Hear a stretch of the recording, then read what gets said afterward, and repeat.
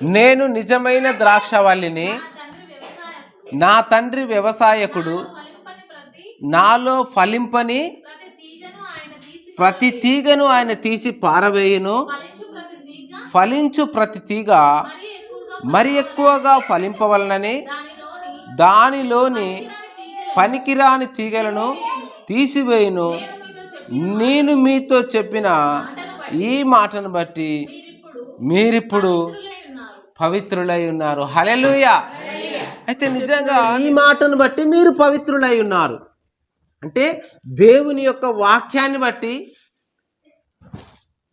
మనము పవిత్రులై ఉన్నామంట. అంటే మనని పవిత్రులుగా చేసేది ఏంటంటే దేవుని యొక్క వాక్యము. హల్లెలూయా. అందుకే అంటున్నాడు, 3వ వచనంలో అంటున్నాడు, నేను యోహాను సువార్త 15వ అధ్యాయము 3వ వచనంలో, నేను మీతో చెప్పిన మాటను బట్టి మీరిప్పుడు పవిత్రులై ఉన్నారు. దేవుని స్తోత్రము. హల్లెలూయా. నా మాటను బట్టి మీరు పవిత్రులుగా ఉన్నారు. ఎందుకు అనంటే నా యందు నిలిచియుండుడి. ఇక్కడ అంటున్నాడు, నా యందు మీరు ఏం చేయాలన్నట? నిలిచి ఉండాలన్నట. దేవుని స్తోత్రం. హల్లెలూయా. అంటే మీరు పవిత్రులుగా ఉన్నారు. మీరు పవిత్రులై ఉన్నారు. వాక్యాన్ని బట్టి మీరు కడగబడ్డారు. వాక్యాన్ని బట్టి మీరు శుద్ధి చేయబడ్డారు. వాక్యాన్ని బట్టి మీరు పవిత్రులై ఉన్నారు. హల్లెలూయా. అయితే నా యందు నిలిచి ఉండాలి. మీరు ఏం చేయాలంటే పవిత్రులయ్యారు కాబట్టి నా యందు నిలిచి ఉండుడి. ఇక్కడ అంటున్నాడు, మీ యందు నేనును చదువు నిలిచి ఉందును. హల్లెలూయా. పక్క జరపాలని ఒకళ్ళని ఒకళ్ళని పక్క జరపాంచాలి.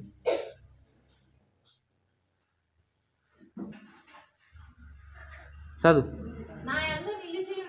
నా యందు నిలిచియుండుడి, మీ యందు నేనును నిలిచియుందును. తీగ ద్రాక్షవల్లితో నిలిచి ఉంటేనే కానీ తనంతట తాను ఎలాగూ ఫలింపదో అలాగే నా యందు నిలిచి ఉంటేనే కానీ మీరు ఫలించరు. హల్లెలూయా.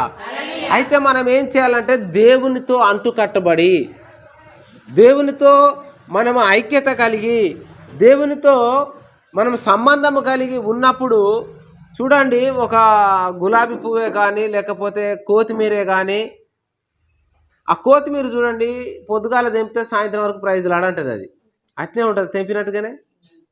ఎట్లయితే తరకే అదే పువ్వు చూడండి, ఆ పువ్వుని మనం కట్ చేసినప్పుడు గంట తర్వాత దానిలో అది జీవంగా ఉంటుందా అండి? మనం కూడా అయితే యలోక మాలిన్యము తన కంటకుండా మనం జాగ్రత్త పడాలట. హల్లెలూయా. ఈ లోకంలో ఉన్నటువంటి మాలిన్యం, ఈ లోకంలో ఉన్నటువంటి దాన్ని మనకు అంటించుకోకూడదు. మనం అదే అంటాడు. అందుకని అంటాడు, కుమ్మరి పురుగు గుణం చూడరా బురదల ఉంటది బురదే అంటదా? అసలు బా ఆ పురుగును చూసినప్పుడు వీళ్ళు వెనకటి నుంచి ఇట్లా అంటాలని ఒకరోజు పురుగును బాగా పరీక్షించి చూసిన, అది సర్రనట్టు బురదలకి వెళ్ళింది, ఫ్రెష్ కనపడుతుంది అది. అరే, అందుకనే ఆ వ్యక్తి పాట పాడాడు, కుమ్మరి పురుగు గుణం చూడరా బురదల ఉంటది బురదే అంటది. అంటే ఆ వ్యక్తి కాదు, అది బైబిల్లో వ్రాసి ఉంది. అది బురద అంటించుకోదు. ఎంత ఫ్రెష్గా ఉంటుంది. ఎర్ర కూడా చూడండి, ఎర్రలు చూడండి. అసలు ఎర్రల గురించి ఎవరు చెప్పరు కానీ అది గుర్తొచ్చింది. దేవుని స్తోత్రం.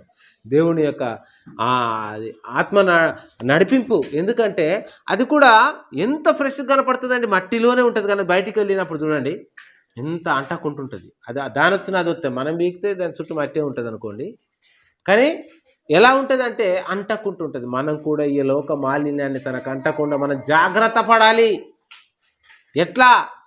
మీరు విన్న వాక్యాన్ని బట్టి మీరు పవిత్రులై ఉన్నారు. దేవునికి స్తోత్రం. హల్లెలూయా.